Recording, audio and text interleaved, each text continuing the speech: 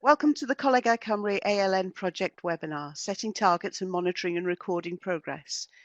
Thank you all for joining us today, and as Karen said, it's our 6th webinar in this series that we're running as part of the Welsh Government-funded Coleg Cymru project, supporting learners with complex needs. My name's Anne Evans, and I'm here today with Karen Workman and Katie Burns from Coleg Cymru.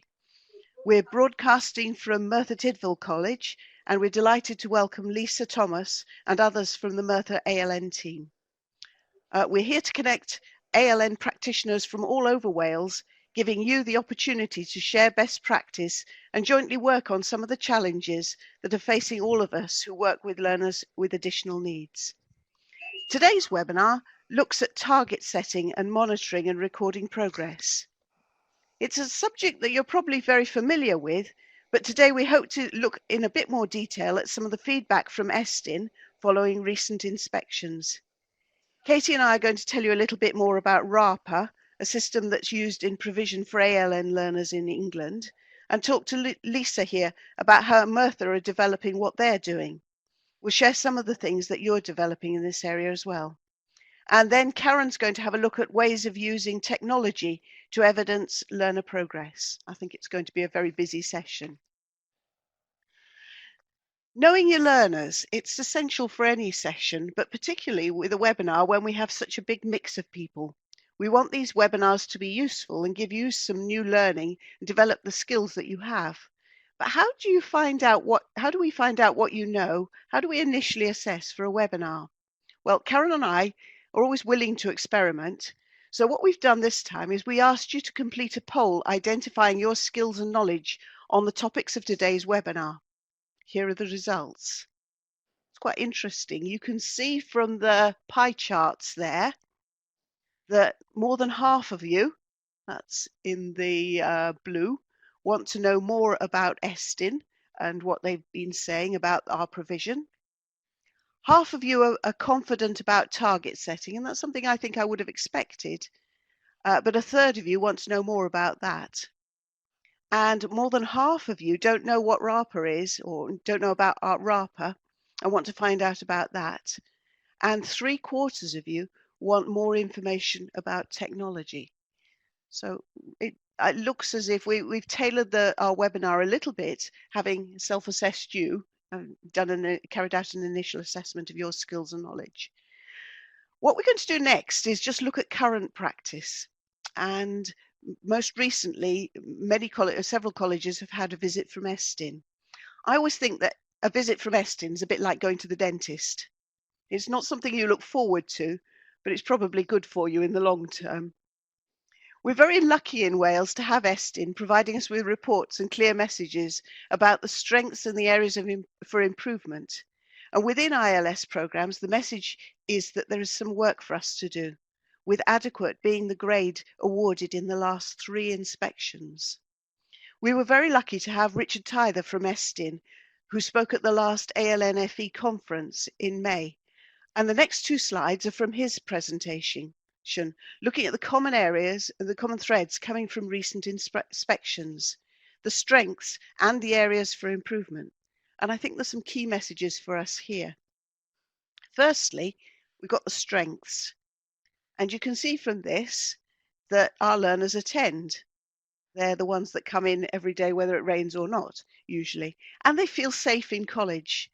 And nearly all behave well. Those terms are really important in Estin speak, whether it's nearly all or many's or most. They have numbers around them, percentages around them.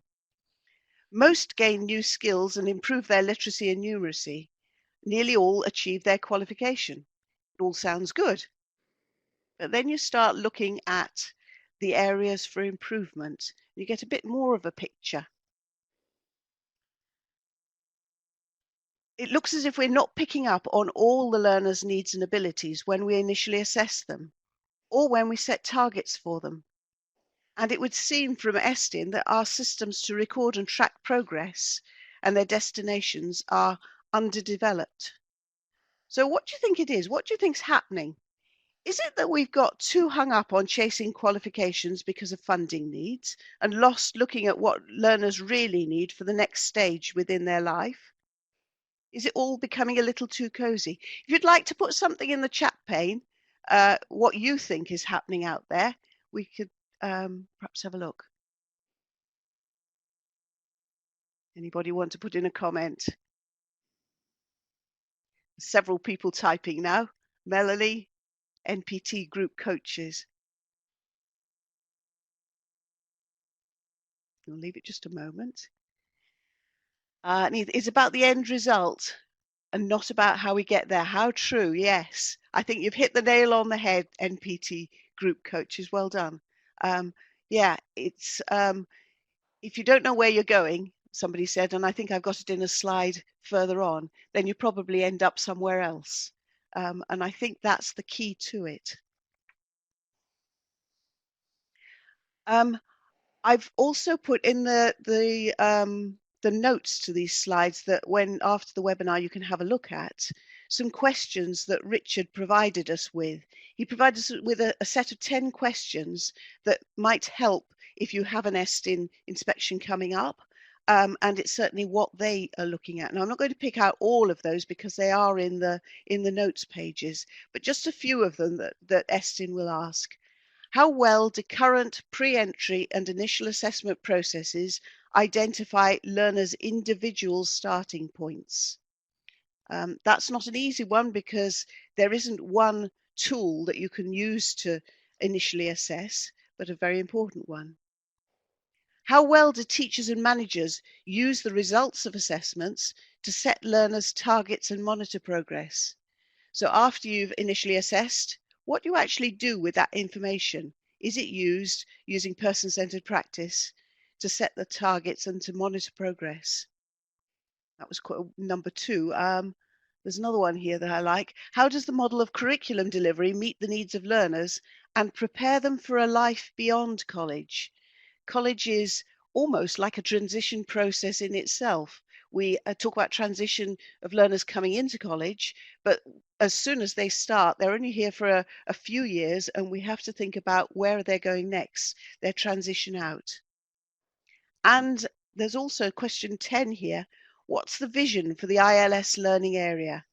How well does it reflect current and future needs of learners? Clear vision. We all have vision statements, and I think on the next slide shows some of the vision statements for colleges. Shouldn't our vision be the same for ILS learners as for any other learner? Right, so on that next slide, I've put out some of the vision statements from colleges. They're not all there because I didn't have room to put them in there, and I'm really sorry, Mertha, I don't think we've got yours in there. But the task here is have a look at those and see if you can identify which statement comes from which college, which statement is the vision for your college. And perhaps if you can write there, where can you use the pen tool to actually write on it which college it is? I see somebody's put a yellow ring round number 4. 4 is ours, say Neith. Yes, dead right. 4 is yours. Anybody else? Can you recognize any of the other ones? Number 3. Whose is 3? Fulfilling potential and changing lives. Ceredigion. Well done, Vicky. Yes. We've still got a lot who don't recognize their own strapline. Is that what I call it? Or something else? Inspiring success by providing excellent education and training. Somebody's ringed it. Who's ringed that? Oh, and somebody's put Bridgend. Yes, you've got the Bridgend one. Well done. Somebody's typed in there. Well done. This is the Bridgend are getting very good at this. So we've only got number 1 and number 2. Maybe they're not there today. Number 1, transforming lives by unlocking potential and developing skill. Does anyone know who that one belongs to? It's actually CAVC, Cardiff and the Vale College. And number 2, the learner is at the heart of everything we do. Anyone clock that one for anybody? Number 2 belongs to Gwent. I think if you, oh, have we got number 5 as well?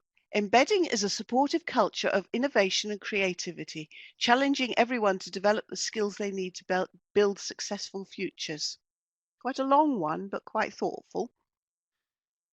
That's number 5, and that belongs to Cambria. My thought is if you actually put all of those vision statements together, you would probably get what we should have as the vision for our ILS learners in our ILS programs, ALN learners in our ILS programs. I don't know how you feel about that, but I would think that that would be a good way to go. All good visions. The focus for all our learners until recently was to get qualification. It drove funding, and in some cases, I think it prevented skills development. Learners' targets were about qualifications rather than the skills that they needed to prepare them for adult life. But if we focus on all skills, then we need a way of measuring progress and achievement and ensuring quality. One way to do it is through something called RAPA, recognizing and recording progress and achievement. And really, what it is, what it does is what it says on the tin. Is that the way we call it? I've just put up there the link to some resources about RAPA if you want to have a look at RAPA afterwards. And there's a picture of the guidance on how to quality assure RAPA in provision for learners with learning difficulties. Do look that one up. It's well worth having a look if you want to find out more about RAPA. This process is for learners on non-accredited learning programs usually. It's a mandatory program in ILS provision in England for all non-accredited learning for learners with learning difficulties and disabilities. It's not mandatory in Wales, but it's something that maybe we can learn from, maybe we can use in our own way. Ofsted has said that RAPA is a powerful tool to demonstrate outcomes. And in England, it's the funding rules that you have to use it for any non-regulated provision that they fund. You must apply the recognising and recording progression and achievement standards and keep the necessary evidence within each learning agreement. So what is RAPA? It's actually a 5-stage process. If we have a look at the next slide, I've picked that one. It says Derwent College at the top because Derwent, along with some of the other specialist colleges, have really taken RAPA and used it very, very well. And I think we can learn a lot from them in our use of RAPA if we choose to go down that route. So basically, there are 5 stages to RAPA. I'm not going to go into great detail at this stage because both Katie Burns, who I'm going to talk to in a minute, and also Lisa and her team will tell you a little bit more about each stage. I'll just tell you what the stages are. The first stage is having aims appropriate to an individual or group of learners, and that's for your program. Then stage 2 is initial assessment to establish the learner's starting points. Then stage 3, identifying appropriate challenging learning objectives. Stage 4, recognition and recording of progress and achievement during the program. And finally, stage 5, the end of program learning assessment.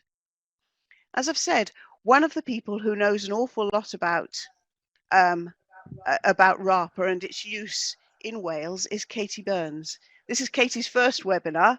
So can I ask you all just a little bit of interaction there? Can you just give Katie a welcome, perhaps a round of applause or a big smiley face or something before she starts? Lots of rounds of applause coming up on the chat pane. Thank you very much. Hello, Katie. Hi, Anne. Thank you very much indeed. And thank you all for the warm welcome. RAPA has been around for a very long time. When we started using it, our aim was to give recognition for adult learners, primarily on non-accredited learning. We did various projects on good practice in using RAPA, delivering RAPA training and working on effective use of ILPs. It was also an opportunity for recognition of the important and diverse skills, confidence and resilience that adult learners achieve that enables them to become confident, independent learners. And family learning was a very important example of that. RAPA gave the chance to measure and recognise the differences in each learner's learning journey. their progress in a wide range of skills and progression using a person-centered practice approach. Not easy for part-time ACL staff to adopt this. In our work with adult learners, the developments and training were closely linked to improving teaching and learning, assessment, and the evidence to measure that progress appropriately with learners, with evidence of rigor. The key components that we used were initial assessment in both its formal sense around measuring basic skills, but also focusing on the learners themselves, the important aspects of their own learning history, their aims and their aspirations, where learning would take them. The second component was effective use of ILPs. A lot of these were electronic, and within them defining clear and explicit targets and outcomes. But all of these things should be both realistic and challenging. The other component was developing robust measurement and evidence of that learner's progress and their outcomes, but doing it beyond their learning achievements to add the added value aspects of adult learning, of developing social skills and the benefits that they derived in terms of motivation, job prospects, job-related skills, and also health and well-being. Thank you, Katie. You talked about challenges there within ACL. What are the challenges that come with RAPA? The challenges were actually achieving rigor and consistency, compliance with the process itself and quality in undertaking it, without becoming an unacceptable burden for ACL staff who are mainly part-time staff. This required us to do training for all who were involved to achieve that consistency in the use of RAPA. Clear criteria for assessing a learner's starting point. Initial assessment in its widest sense in assessing different functioning areas and, as I said already, their aims and aspirations. Achieving a consistent balance between realistic and challenging targets and outcomes. And that essential part, the effective review of the progress of each learner, feeding back to the learners appropriately, both in terms of the language that you're using with the learners and also the scope of how much you're giving in that feedback. An important aspect was adjusting targets as appropriate and recording this and the progress well. This is very much linked to developing effective assessment, particularly formative assessment, and making learners part of that so that they could feel the benefits of that assessment. The evidence being both imaginative and robust in how it's done, and most importantly, enabling learners to take more responsibility and pride in their own progress. The end of the process was that final learner review with a strong focus on outcomes and progression, where they were going next and how well their aims and aspirations were being met. And then the quality assurance to monitor the compliance, consistency and rigor and evidence of the process. And that final course review and evaluation and the cross-moderation across the different courses. Thank you, Katie. That's great. What I'm going to do next is to move, because I see that time's moving on fairly quickly. We'll move swiftly on to look at the Merthyr experience, who have been developing their target setting and monitoring progress over the last few months. And we've got Lisa and Thomas and Cheryl Falconbridge. So first, can I just pass the earphones over to Lisa? It's all very professional here. And ask Lisa to tell us a little bit more about the provision for ILS learners at Merthyr College. How many learners, what courses, and any special features you want to highlight. Thank you, Anne. Welcome, everybody. I'm Lisa Thomas from the College Merthyr Tydfil, and I'm Head of Division for Independent Living Skills. Currently, we run courses for learners from pre-entry up to level 1. We've got 2 entry 2 courses this year because we recruited very well in that area. And then at all the other levels, we've got 1 course. So on our FE funded programs, we've got about 65 learners. We also offer link courses with Greenfield School. We've got 3 link courses currently with about 10 learners on each course. Merthyr Tydfil Social Services as well pay for a course called Personal Development, and currently there's around 10 students on that. So I guess within the course of a week, we're seeing around about 100 learners, Anne. And what have you been doing to improve target setting and progress monitoring? Well, after the ALN conference, I was very interested to hear Richard Tyther on about RAPA, and I certainly wanted to think about looking into some training for us at the college. I subsequently did this, and in September, all teaching and support staff underwent the RAPA training. Since then, we've looked at a number of key recording and tracking documents, and as a team of people, we felt that the Bullseye document was the best to suit our purposes. I know that you will in due course have a copy of this. And basically, we're using it now with regards to starting very clear starting points for units of accreditation. We use it in and outside the classroom, and so far so good. It's early days, but it's working well. Thank you, Lisa. That's great. I think we're going to have a look now at what's working and what's not working. And I know you're going to introduce us to some of the rest of your team. Is that right?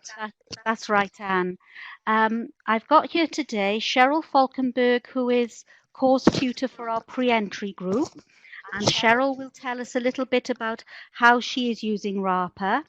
I've got Eve Murphy, who is course tutor for our Entry 3 group, and she's going to explain how that's working well with our more able learners. Then I've got two of our new support staff, Jessica and Stuart, and they're going to explain to you how they're using our Bullseye tracking sheet outside the classroom setting when they're working one-to-one with their learners. So first of all, we'll turn to Cheryl Falkenberg.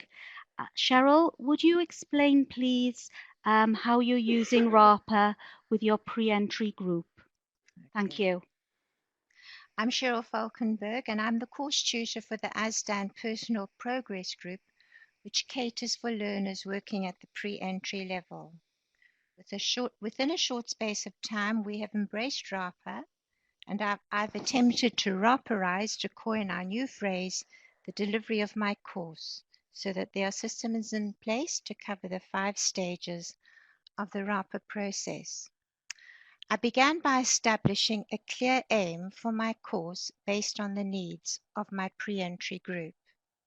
These aims are reflected in the content of my course, which includes the 3 core subjects and the 5 key themes such as Welsh culture, enterprise, and work awareness. Based on the initial assessments, I established individual starting points and set challenging learning objectives for each learner. The support workers have also undertaken the RAPA training, and I have therefore involved them in the RAPA process, notably in the recording process. For this purpose, we've adopted the recording sheets known as the Bullseye. The support workers keep a copy of the learner's targets and a copy of the Bullseye, which they will talk about presently. Similarly, I've made use of the traffic lights method, which was demonstrated to us in our training, to help me establish starting points for each learner. I then set aims and objectives for each of their units. I also made use of the Bullseye recording sheets for this purpose. In this way, learning falls naturally out of aims and objectives as time goes on. It's early days yet, but so far I'm still very much a novice. But to date, I embrace the model as a framework for the planning and the delivery of my course, and hope to successfully embed the system into teaching and learning. And that's me. And I'll pass you on to Eve. Thank you, Cheryl. Thank you for that. We're now going to hear from Eve Murphy, and I think Eve's going to tell you all how RAPA is working well with our more able learners. Thank you, Eve. Hello everyone. I'm the course tutor for an entry level 3 group.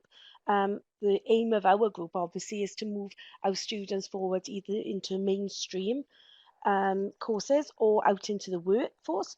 So setting targets is absolutely crucial for our learners. We've tried this RAPA for a couple of weeks now, and it seems to be working really well. It allows learners to join the dots, so to speak, between the criteria of the unit that they're studying and what they learn in each session. The visual aspect of the target setting suits them because we tend to work through a colour system of traffic lighting of red, orange and green. And although we're just starting at this, they seem to be really interested in it. They're very keen to take part in it, and it's been very well received so far. We modify the bullseye link, which looks a bit like a dartboard, if you like, to suit each course. Ours very much is linked to what they'll be learning on each session, as I've said. And so far it's working well. Thank you, Eve, for that. We're now going to hear from two of our personal support workers, Jessica Jones and Stuart Gwilym. They work very closely with Cheryl Falkenberg, the course tutor for our pre-entry group. And first we're going to hear from Jessica, how she feels RAPA is working with the young lady she's with. Yeah, hiya. I think RAPA's working very well with the young lady that I'm working with. We've set some targets for her. As example, one of her targets is to pay for things herself. As she's not very good with money and not aware of what kinds of what. So at lunchtime we take her up to the canteen to get lunch. She chooses what she wants to have for her lunch, and then we get her to pay for it herself and ask how much the meal is, how much it costs, and how much money she'll have to get out, and which coins are which. So I think it's working very well. At the moment, she's on the red part of the bullseye, but as the term goes on, we hope to move closer to the green. Thank you, Jessica. Thank you. Stuart, could you just explain how you're using RAPA with the young man you support, please? Okay, my name's Stuart. I work with the young man in the ILS department. I'm also using RAPA outside the classroom. Instead of putting money onto his actual college ID card, we've chosen to actually use cash instead. This way he gets a better understanding of money, what he's paying for his own dinner, paying for items at the vending machine, whether it's chocolates, snacks or drinks. And obviously this then, as I've heard, the bullseye, which is like a dartboard system, start off at the outer circle. So at the moment, my learner is on red. And hopefully the more we do this, he'll progress closer to the bullseye, which will be like red, and this orange, yellow, green at the end of the term. And so far it's working very well. New, but so far it's working very well indeed. Thank you. That's really good. Yeah, that was brilliant from all of you. It's so good to hear how it's actually working. And I know because I came on your training with you, and it was only in September, so very early in the this term. So you haven't been using it for very long, but I'm surprised how and it's amazing how far you've got with it already. Thank you. Just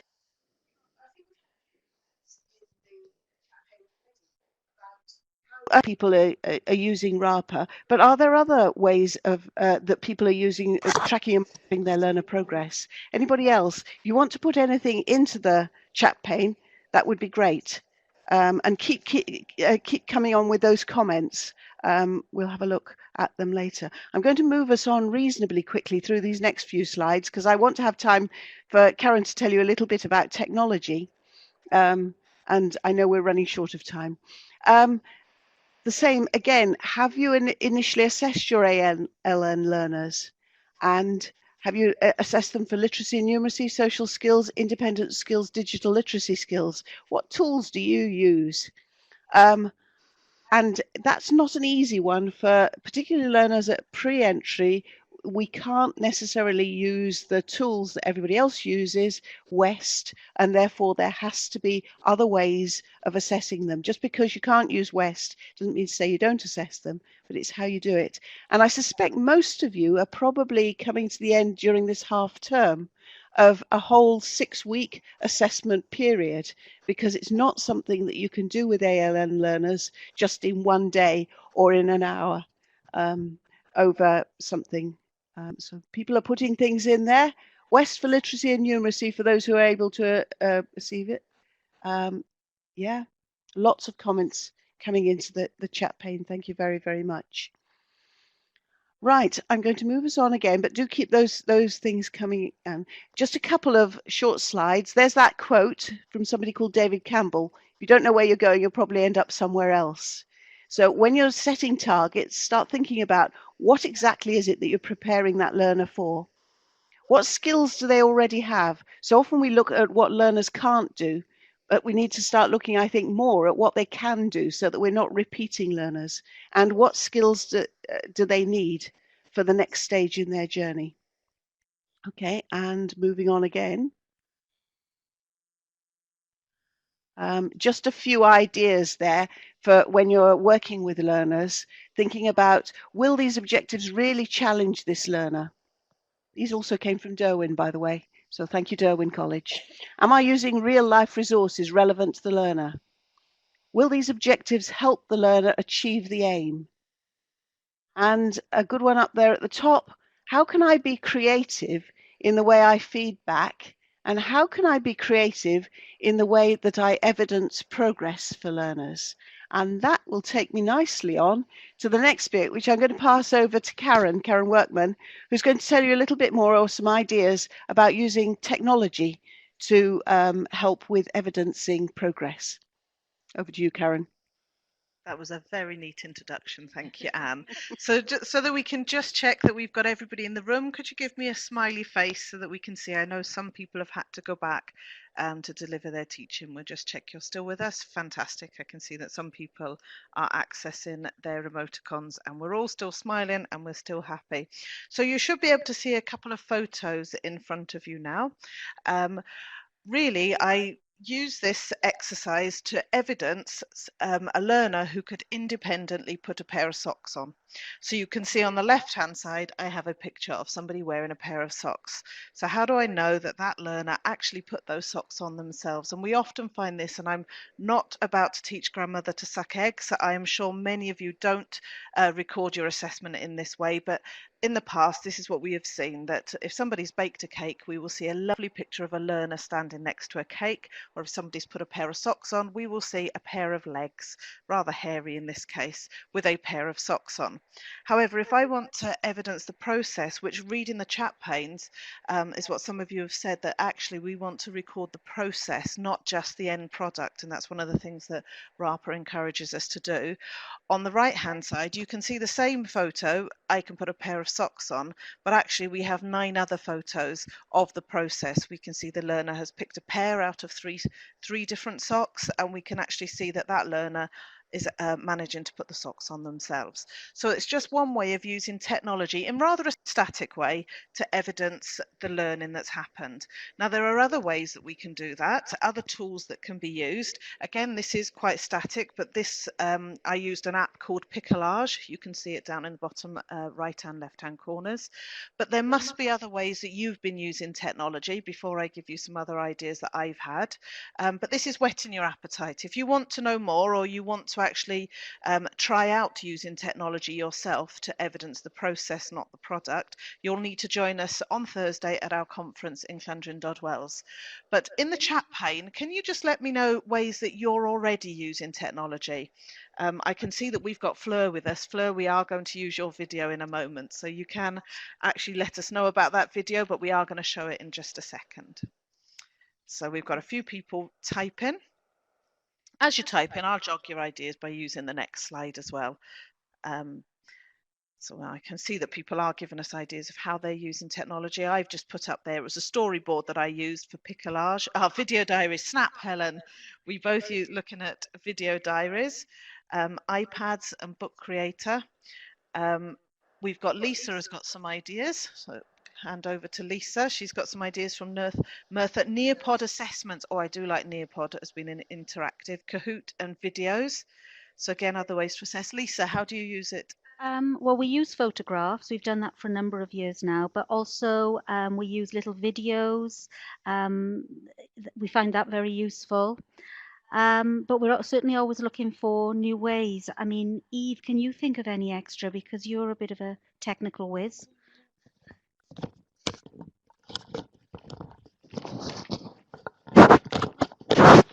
Oh, we're just waiting for Eve here. Not so easy.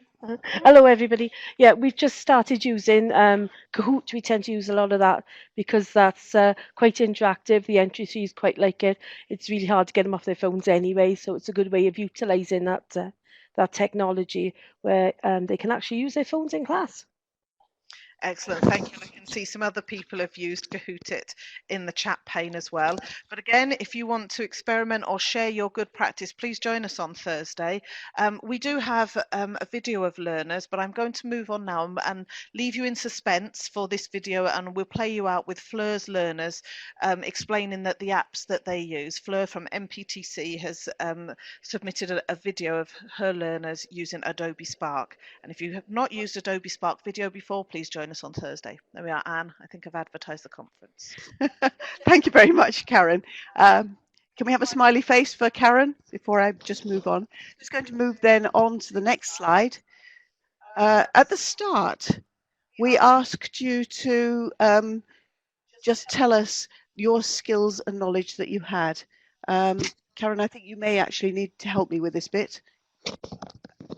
Okay, I think what Anne's prompting me to do is to ask you now to think again about those questions, about the key messages from Estin, and after having the slides and listening to Anne and to Katie, how much you now know about the key messages from Estin from the webinar today.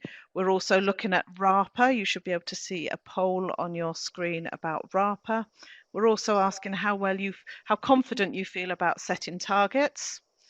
And last but not least, do you feel a little more confident using technology? So we can just compare these results. So key messages from Estin. We can see that at the beginning, we had over half of you wanting to know more. And we have now got over half of you saying you know about this success. So we've recorded some progress even during this last half an hour. We can see in setting targets, we've actually increased by over 10% of those of you that need to know more, I believe. We've lost confidence in setting targets, Anne. That was not a result. Okay, moving on very, very quickly. Okay, so let's looking at technology. Need to know more. Oh, good. Only 50% of you need to know more. I'm expecting to see all 50% of you on Thursday at our conference in our workshop. And we have 3/4 that are now aware of RAPA, but actually would like to know more. So that might be something you want to speak to your colleagues at Merthyr about. And it might be also that you have a look at the links that we've put up and follow those links. Now you've got a basic understanding of it to follow it up online. Thank you for that. If one of the things that we did today as part of the webinar was we followed the RAPA program. So we started off by assessing, with aims, and then we assessed, and then we gave you some knowledge, and now we've done a summative assessment. So thank you very much. Right, moving on. Just having a look at what's coming up next. As Karen says, we have our conference coming up on the 20th of October. Thank you very much for those of you that have signed in and are going to join us on that. There are still a few spaces available. So if you can be released on Thursday, then please use the link, and we'll put the link into the chat pane, or we'll send it out to you later, to join our conference. We'd love to see you there.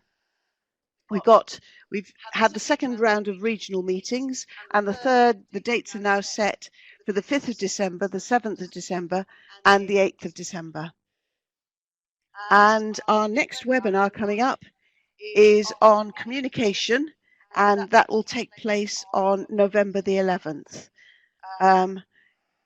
And if you would like to sign up for that, we'd love to have you there. These are all about sharing good practice. And if your college would like to host any of these webinars, we've got 2 more after the one on communication, one on behavior management, and then a final one, then please do let us know.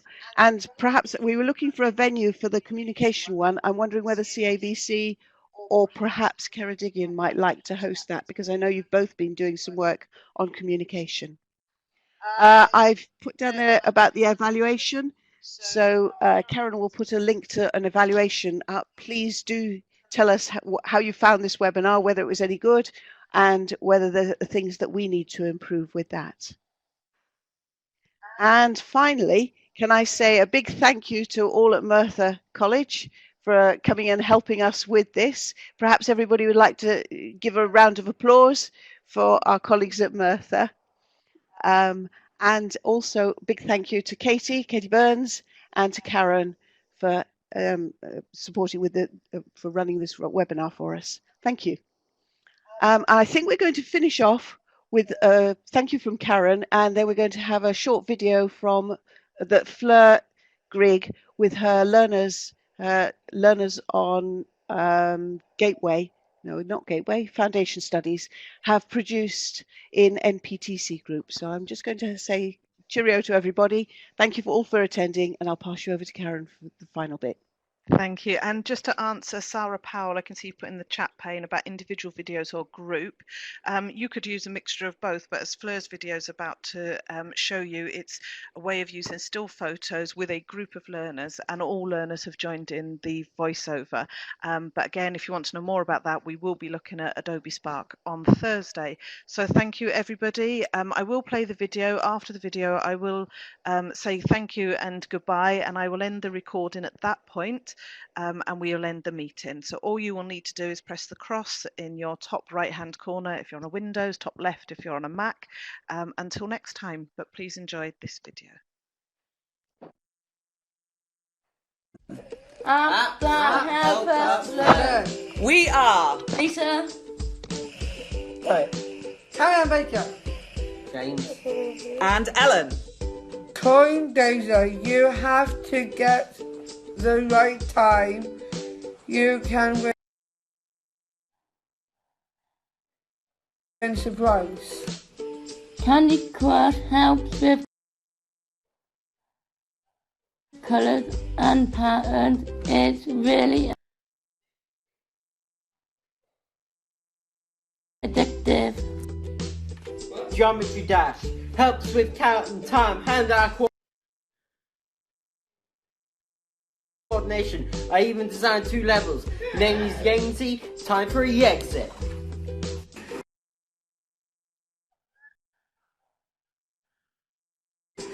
Cooking Fever helps with organisation skills. Cooking and serving in order is so addictive.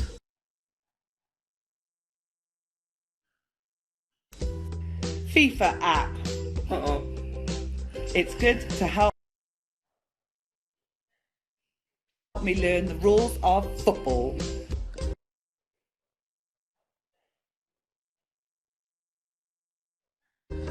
Poplet, a bubble diagram.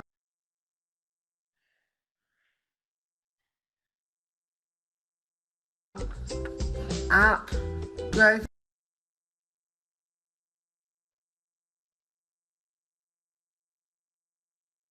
of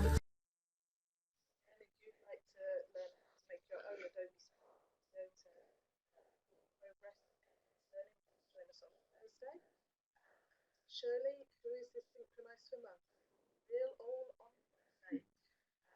Thank you very much, everybody.